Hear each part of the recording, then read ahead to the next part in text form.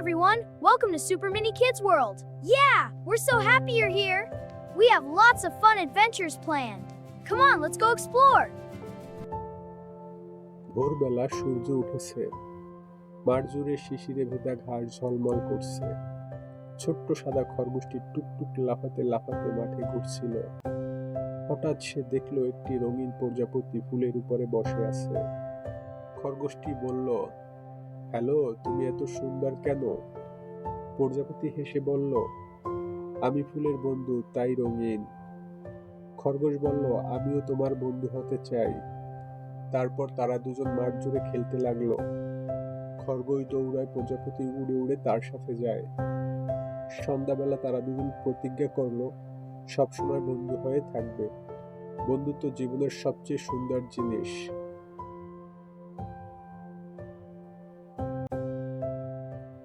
একদিন ছোট্ট মেয়ে টিপি নদীর পাড়ে গেল। সে দেখলো পানির মধ্যে ছোট ছোট মাছ সাঁতার কাটছে। টিপি হাত নেড়ে বলল, মাছ ভাই, তোমরা কেমন আছো? একটি ছোট্ট রুই মাছ পানির উপরে উঠে বলল, আমরা খুব ভালো আছি, তুমি আমাদের সাথে খেলবে? টিপি খুব খুশি হলো।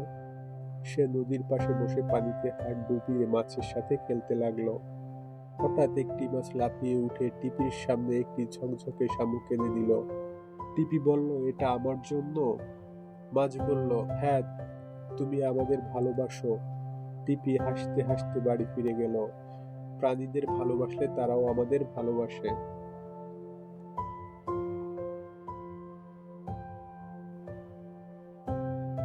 গরমের সকাল, আম গাছে অনেক পাকা আম ঝুলছে।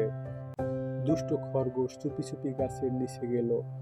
সে ভাবলো, একটা আম যদি খাই কেউ বুঝবে না।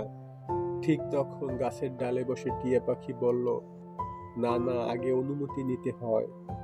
খরগোশ লজ্জা পেয়ে বলল, ওহ, আমি ভুল করেছি।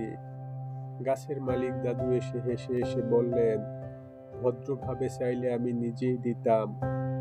দাদু তাকে 3টি মিষ্টি আম দিলেন। খরগোশ খুব খুশি হলো। অনুমতি ছাড়া কোনো কিছু নেওয়া ঠিক না।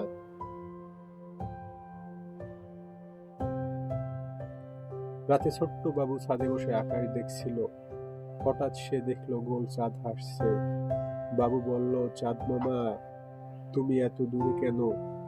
চাঁদ বলল, আমি দূরে থাকি যাতে সব বাচ্চাদেরকে একসাথে দেখতে পারি। বাবু বলল, তুমি কি আমার বন্ধু হবে? চাঁদ মুচকি হেসে বলল, অবশ্যই, তুমি যখনই আকাশে তাকাবে আমাকে দেখতে পাবে। বাবু খুব আনন্দ পেল। প্রকৃতি আমাদের বন্ধু।